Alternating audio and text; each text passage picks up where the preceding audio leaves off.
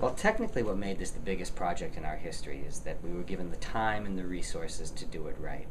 And that meant 3 years for the project, 2.5 years in the field, and the resources to be able to stay in the field long enough that you would go for 1 month or maybe 2 months, and then we could return later.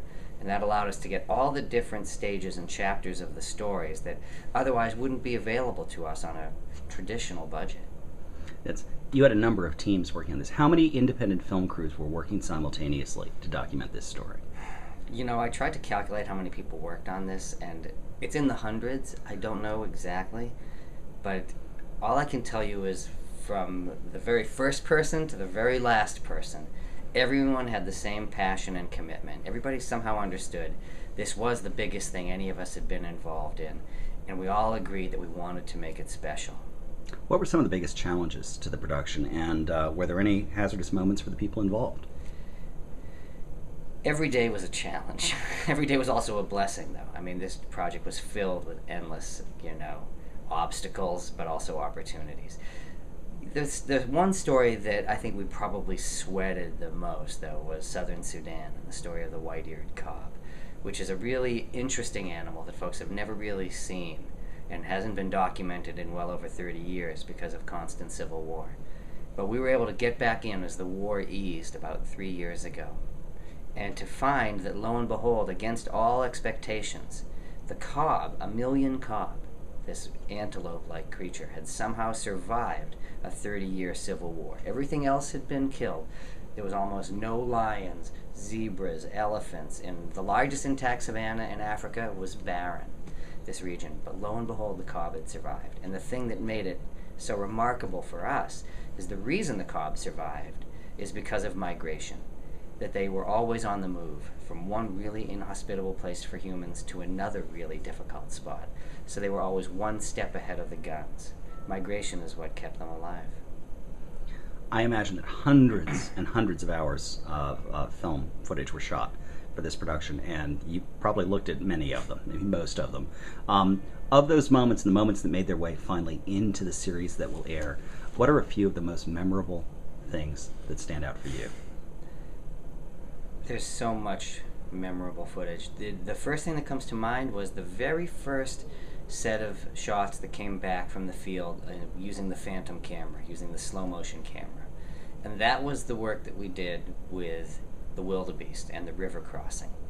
And to capture that river crossing in slow motion at better than high def resolution, it absolutely floored us all. I'll never forget sitting in the room with the team that just came back from the field, and we're literally screaming in our office, just so excited about what it looks like. That memory is really special.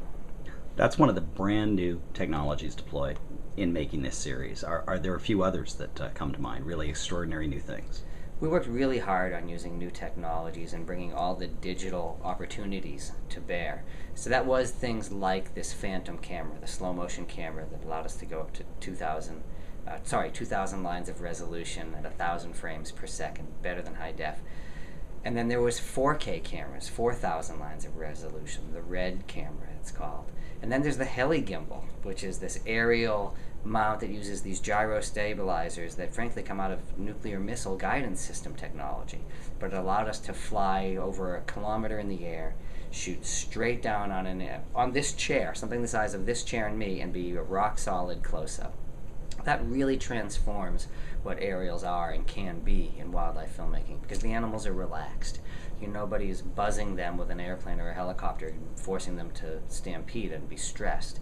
When you're up that high, the animals don't hear you, don't see you, and they can live their lives in a relaxed fashion, and you get a much more true-to-life documentation.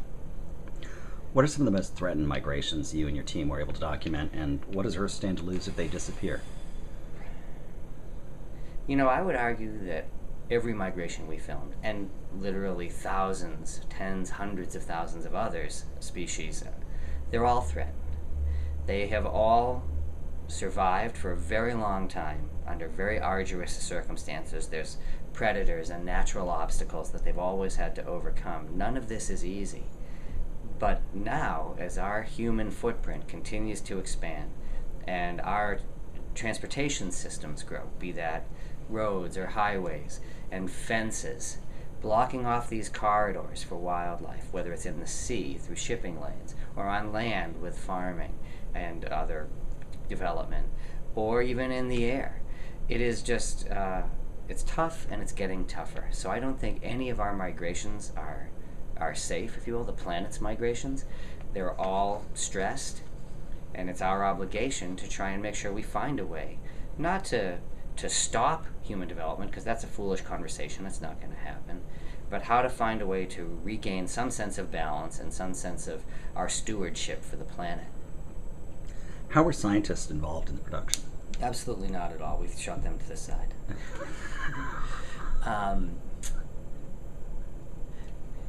National Geographic is ultimately a research and a scientific organization.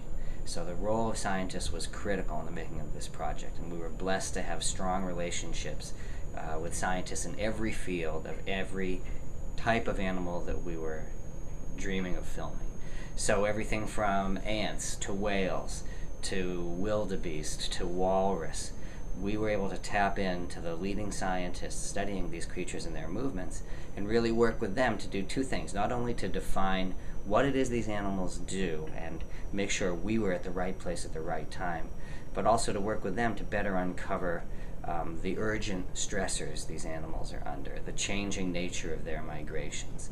Scientists played a critical role from the start all the way to the end. The scripts, when it comes time to write the proper language, scientists are critical to make sure we not only say the right thing, but that we're truly exposing the most inspirational things to say. You've been filming the planet for National Geographic for a while, but this was an enormous project. Do you think your views and thoughts about Earth and its systems have changed because of your involvement in this project? My sense of the planet and my role in it and humankind's role in it has been completely transformed by work at Geographic. Before I came here, I was just someone who enjoyed the planet as a mountaineer and a kayaker, and mostly in my sort of expeditionary joy. But coming here completely rewrote my understanding of my place on this earth. It's not enough to simply enjoy the fruits of nature. If I'm going to be a filmmaker and I'm going to be here, I have to be exposing and inspiring the incredible diversity of the natural world that we need to celebrate and, yes, protect. So working at Geographic has made me do so much more than I ever would have otherwise. It's opened my eyes, it's opened my heart, and hopefully I've created much better work. Is there a thought, an idea that you want the viewers of Great Migrations to take away? There's always been two sort of watchwords that have driven me over the course of this project, and I think all of us on the team. And that is that on any given night that someone is watching our work and they turn off the channel and it's time to lie down and go to bed, that as they lie there with their head on the pillow, they'll think, wow, tonight as I sleep, this planet is just churning with movement. It is pulsing with life. The seas, the land, the sky. There are countless creatures who are engaging in the most epic journeys imaginable, full of triumph and tribulation and loss and redemption. And it's an incredibly dynamic planet. The second thing is that hopefully we're getting people to redefine the word migrations for themselves and to think of it no longer just as this beautiful epic movement of animals in a gorgeous image, but that it's actually these very rich, tenuous, urgent dramas. So that from now on, when people look up and see animals on the move, they won't just say, wow, isn't that pretty? They'll say, wow, I'm rooting for you guys.